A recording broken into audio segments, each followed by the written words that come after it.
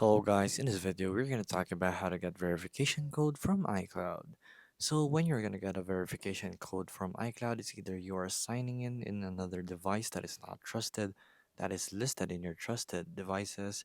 And as you can see right here, I'm in my account, so I'm just going to sign out.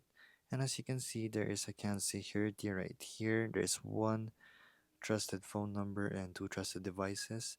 So it'll only give me a actual iCloud verification code if I'm not using one of those trusted devices. Otherwise, when I sign in right here, that's gonna use my Apple Face ID to sign in.